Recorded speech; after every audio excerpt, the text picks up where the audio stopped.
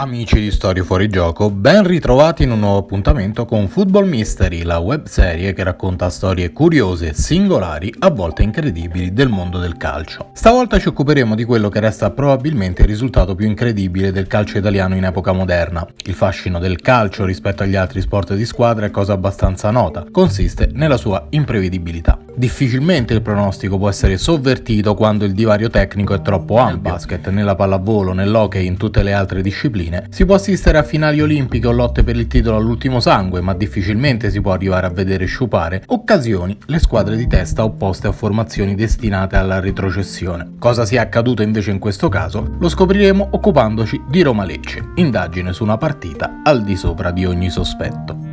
Il 20 aprile del 1986 il calcio italiano ha fatto registrare uno dei più clamorosi testacoda della sua ormai ultracentenaria storia. L'Italia amante del pallone era sintonizzata sulle frequenze di tutto il calcio minuto per minuto, con lo stesso stato d'animo di un lettore di gialli pronto a scoprire il nome dell'assassino. Il thrilling era garantito dall'incredibile rimonta che la Roma aveva messo in piedi ai danni della Juventus di Trapattoni. Un campionato a due strappi, quello della stagione 1985-86.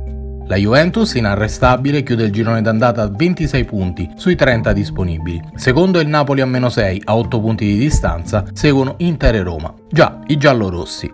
Spettacolari e poco concreti come erano già stati sotto la guida di Sven-Goran Eriksson nella precedente stagione. La questione scudetto in inverno non sembrava proprio aperta. E invece, nelle successive 13 sfide la Roma ottiene 23 punti su 26, vincendone 11, compreso lo scontro diretto contro la Juve con uno spettacolare 3-0 all'Olimpico, pareggiando a Firenze e perdendo solo a Verona. La Juventus avanza invece alla sconcertante media di un punto a partita, un calo certificato anche dall'eliminazione in Coppa dei Campioni per mano del Barcellona. Si arriva alla penultima giornata con gli 8 punti completamente rimontati.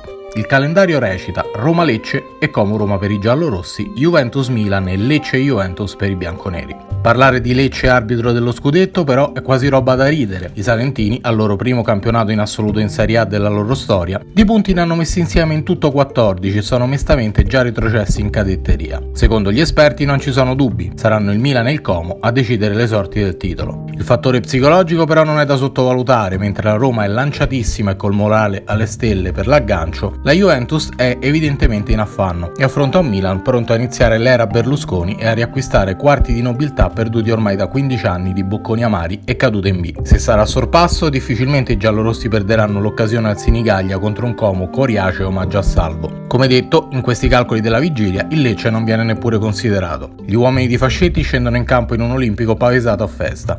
Il sindaco DC Nicola Signorello e il presidente giallorosso Dino Viola si esibiscono in un giro di campo quasi preludio di festeggiamenti ancora da conquistare.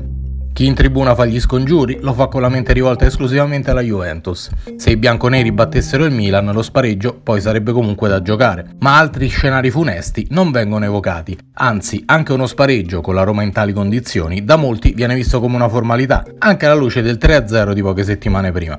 Graziani dopo 7 minuti porta in vantaggio la Roma e non potrebbe essere altrimenti. L'Olimpico non esplode, si limita a proseguire nelle feste e nelle esultanze del prepartita, sperando di ricevere buone notizie dal Comunale di Torino. Impossibile preoccuparsi neanche quando Alberto Di Chiara, cresciuto nel settore giovanile giallo-rosso, al contrario del fratello Stefano, ex Lazio e anche lui presente in campo con la maglia del Lecce, beffa il fuorigioco di Eriksson e sigla il pareggio.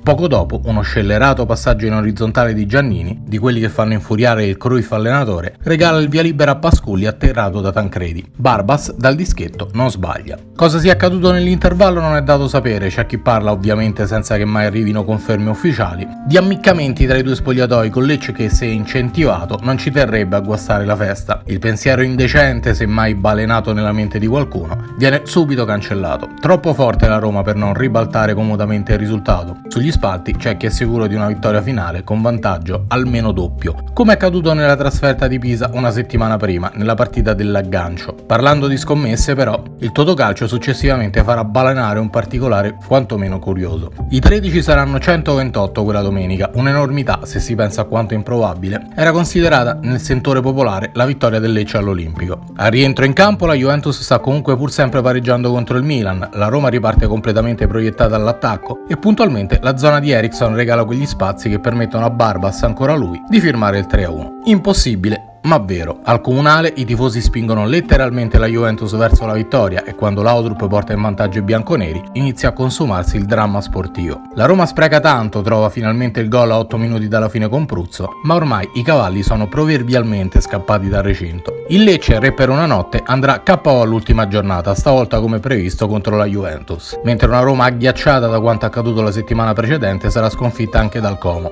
A distanza di quasi 30 anni è davvero difficile ipotizzare cosa sia accaduto quel giorno. La storia di Davide e Golia stavolta è poco plausibile considerando l'enorme differenza di motivazioni. Come sempre gossip, voci e veleni si rincorsero alla fine di una stagione che fu funestata dal secondo scandalo del calcio scommesse. Nel libro di Oliviero Bea e Andrea Di Caro, Indagine sul calcio, il figlio del presidente giallorosso Viola, Ettore, dichiarò: mio padre alla fine della partita era distrutto, incredulo, ma non sospettò mai nulla. Ai giocatori della Roma conveniva vincere. Mio padre aveva messo in palio per lo scudetto un premio clamoroso. La verità mai rivelata è che ci arrivarono voci insistenti di un premio a vincere o pareggiare, che fu promesso a Lecce dalla Juventus. Giocarono la partita con una vista agonistica insolita per una squadra già retrocessa. Ma nello stesso volume il bomber della Roma, Roberto Pruzzo, propone un'analisi che resterà per sempre quella ufficiale. So che giravano voci, ma erano stronzate. Io ero un leader dello spogliatoio, non passava nulla che non sapessi, e se qualcuno si fosse giocato la partita io l'avrei saputo. La verità è che nello spogliatoio non si giocava. Il Lecce rappresentò un incubo che può essere compreso solo se si considera quella partita come una follia isolata. Quella rincorsa ci causò un incredibile dispendio di energie fisiche e nervose. Avevamo finito la benzina, ecco la verità. Il calcio è bello anche perché esistono gare come quella. Purtroppo capitò a noi di viverla. Se il video ti è piaciuto non dimenticare di lasciare un like e soprattutto di iscriverti al canale per essere sempre aggiornato sui prossimi appuntamenti di Football Mystery. Alla prossima!